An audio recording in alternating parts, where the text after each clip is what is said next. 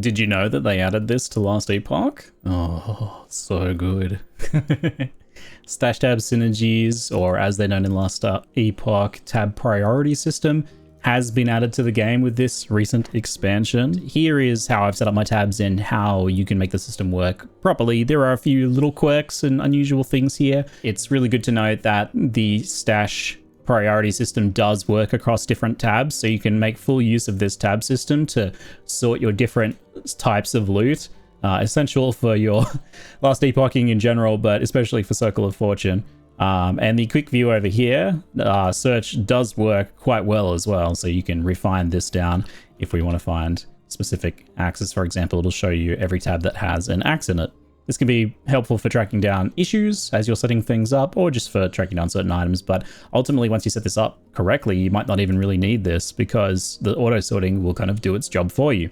So the first thing you want to do is just make a dump tab. This is a tab that has no tab priority. And you can also set up some other tabs that are just kind of like things that you set aside to remember, for example. So these are like specific items that I, might gear swap on occasion for this character. And here's some stuff for maybe like for a future build in the future. It's like, oh, I found a pretty cool bow or quiver or something. It's like, I might want to craft this if I do a bow character next. You can do that stuff. But the main thing here is just have a dump tab with no specific rules, because this will catch anything that doesn't go into a tab that's been sorted. So that will make it so that if a tab is full, so for example, let's say your armor, your generic armor tab or something is full of uniques, it'll just end up here in the dump tab, and you'll go, oh, okay, my unique tab is full. I need to go sort that out, or I need to, make another one. It also catches anything that's like, oh, okay, so I don't set any specific rules for rares, because at a certain point you don't really need to collect rares. But for the very few rares that I do, they're here because they've got like a weird seal, or they've got something that I want to shatter currently, and they just get dumped in here, and then I'm like, oh, cool, here's 2 of my shatter things, so I can just pick those up and, give those a shatter, or they might be Rune of Ascend in spaces or something like that. So whatever kind of things you don't have specific rules for that are just going in there, you can catch those and see them easily and don't have to go track them down. And if you're wondering how I do just a symbol like that, if you type a space in the tab name, you can select a color and select a symbol, and then when you confirm it, it'll just do the symbol. So that's just a cute little thing you can do visually if you want to make these tabs nice and narrow without having to write like a whole word or something like that. So the main rule to know is that it goes from left to right in terms of order of priority, and that's really important because it means you want the most specific things to be on the left and then the less specific things to be on the right. So as we click through here, you'll see I have axes. This is one-handed axes. So this tab priority here, checkmark, tab priority, type, one-handed axe, rarity, exalted. No other settings for this one is needed. Imagine this, I drop an axe in my dump tab. It's exalted, so it's a one-handed axe. So it goes through and it says, okay, this first tab is valid. So it drops it in here. Let's say it's instead of two-handed axe. It'll check this tab. It says, no, I'm not a one-handed axe. So I'll go to the next one. Oh, I'm a two-handed weapon. I end up here. Cool, great. This next tab here is just exalted weapons of any kind. So I don't know why there's a blue ring in there. Probably from before I set up my tabs correctly. So this is just exalted weapons of any kind, right? So then what happens is if it's not like a one-handed axe, it doesn't go in here. If it's not a two-handed weapon, it doesn't go in here. Okay, so it's like a one-hander. It'll end up in here. Some of these might have been from previous rules. There we go. Then I have like body armor, jewelry. I've just got jewelry all in one tab for now, but you could obviously refine this down into amulets and have relics be separated, for example, since relics are considered jewelry for whatever reason in this game. We've got boots, helmets. These are stuff that I typically often want to do legendary crafting, so it's nice to have them in their own tab. You get the idea. But then at the very end is kind of like an overflow tab. So this one I've just got as an X, and it's just set to any exalt of no type. So any exalt will end up in here as an overflow. So this is if these tabs fill up, they end up in here. You can not have this and they'll just go in your dump tab, so that's an alternative. But if you just want to have some overflow thing for anything you don't have a rule set up for, they'll instead end up in here because this is less specific. But it's really important that this goes on the right hand side, because if you see, I will pop this, let's just take some random stuff. If I pop this on the left here, because it checks left to right, and this is just generic exalts, any exalt that I pick up and put down will end up in that tab. If I put it in via the dump tab here, which is our default starting tab, you'll see everything just ends up in here.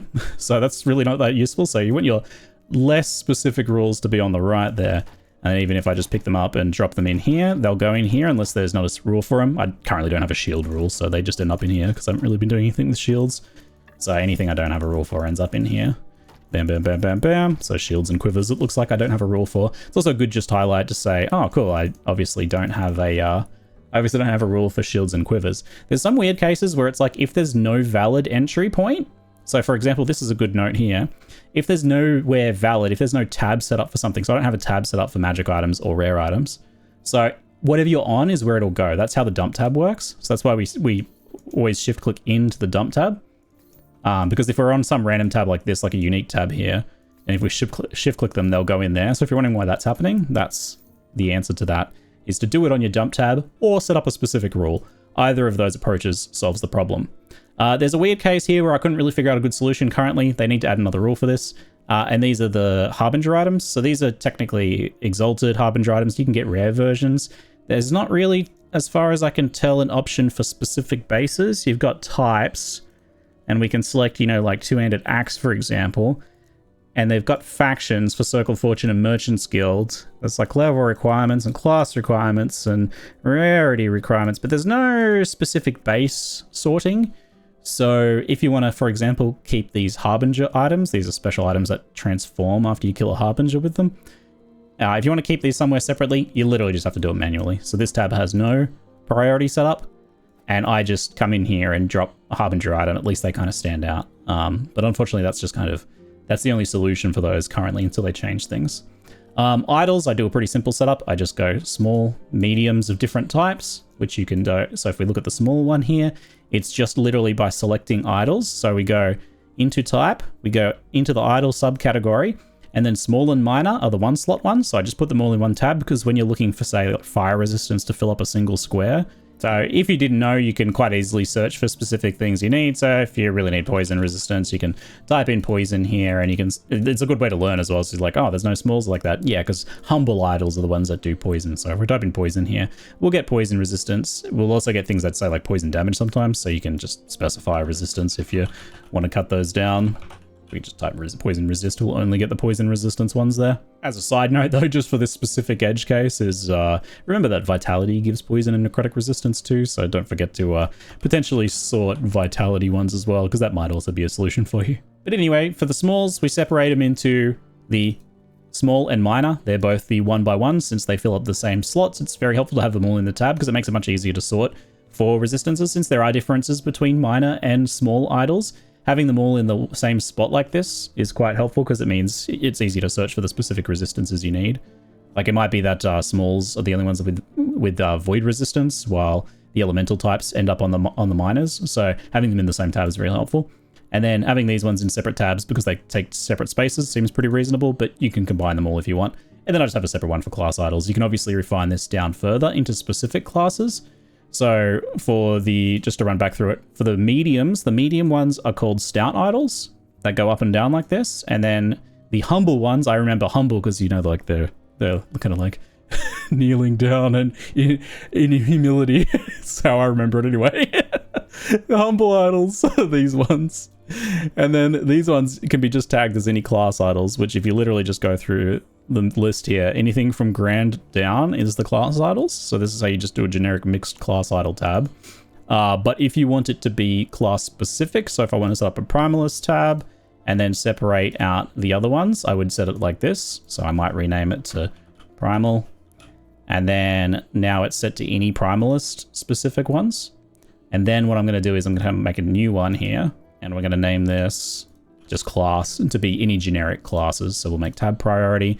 We'll go through and make them anything from humble down, anything from grand down, I should say. And then we just don't set a class requirement for this one specifically. So now if I take like, there's probably not too many in here, but these ones are mage ones, for example. So they'll end up going into the class tab here.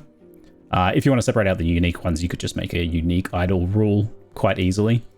Then for uniques, things get a little bit more complicated because we're dealing with legendary potential, we're dealing with regular uniques, we're dealing with weaver items, and we're dealing with legendary items themselves as well as sets. So sets are easy. They can just go at the end because nothing else is a set. Only set items are sets. The only kind of weird case is these new crafted items. So if you craft an item and then stash it, this counts as a set item now. It's a reforged set item. I'm okay with that ending up in here because it's helpful if I'm trying to like build a set on a character. So that's fine, but I don't know if you can separate those out some way, maybe with rare filters. I haven't actually tested that one. But the same rule applies. We want to be more specific to the left and less specific to the right. So in this case, what we want to do is start with legendary potential. So I've set it up here as my first tab is legendary potential 2+. So for that, we come down, we don't set a type unless you want to start further refining them into types as you get many. If you're a hoarder, you'll want to do that. But we'll go unique and then legendary potential 2. So that's the minimum. So only 2+ will come in here. So imagine you drop a 2 LP item in, it checks the first tab. Great, it can go in here. You drop a 1 LP item, it checks. Oh, it can't go here. It'll go into the next tab if possible. But the other key thing to note here is that you really need to put a Weaver's Will limit in. I just put a max of 1 because otherwise you end up with weird cases with Weaver's Will items dropping in unique tabs. Might not be so much of a problem for like the legendary potential exactly, but they'll end up in like these tabs all the time. If I take off this here and then drop Weaver's Will over here, it might go here because that's valid. Will it end up in, oh, there might not be a slot for these ones specifically. Okay, so that one's okay. Oh, actually, where did it go? I don't even know where it went now. It's gone somewhere. It might have gone in there. It might have gone somewhere else. Who knows? Yeah, the Weaver's Will items act a little bit weird, but this is the way that I found to get it to work. So we put a restriction on Weaver's Will of max of each of these, so that no Weaver's Will items end up in here. In theory, a 1 Weaver's Will item might end up in there, but that's okay. It has to come before legendaries because these guys, once you reveal even a single thing on them, count as being legendaries as well. So this is a legendary and it's a Weaver's Will unique, so it kind of checks all those boxes. So it has to go to the right of the unique tabs and the left of the legendary tabs. So slot them in the middle there. If you want to sort by partially revealed things, I don't know, you'll have to figure that one out on your own. That gets too complicated. But just by restricting the Weaver's Will count on all of these other unique tabs, that blocks it from ending up in any of these. So this will grab any Weaver's Will item that it comes across unless they've been fully revealed. So if we go into the legendary tab, you'll see that these Scissors of Atropos here that have been fully revealed have skipped the Weaver's Will tab and ended up in the legendary slot. For this, we don't put a Weaver's Will limit on here. It doesn't really even matter at this point, just legendary. So legendary, I've selected weapons just to refine this one down a little bit to separate them out. So I've got legendary weapons and legendary everything else. Obviously, you can refine those down using the same rules, but no Weaver's Will restrictions here because then once these things are fully revealed, so I don't know if I have any runes, but if I take this one and see if we get it, there we go, it's fully revealed now. Not bad.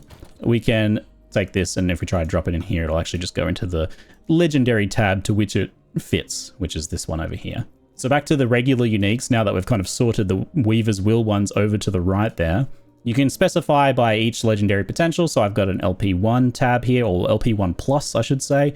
Technically, if this LP2 tab fills up, then it'll go into this next one that says LP1, and it'll end up in here. If you don't want that to happen, you could limit this. So I could say 1 to 2, or 1 to 1 even. So only just 1 LP1s will end up in here. Otherwise, you will get any 2+, so 2, 3s, and 4s ending up in here. You can refine those down further with more tabs if you want to.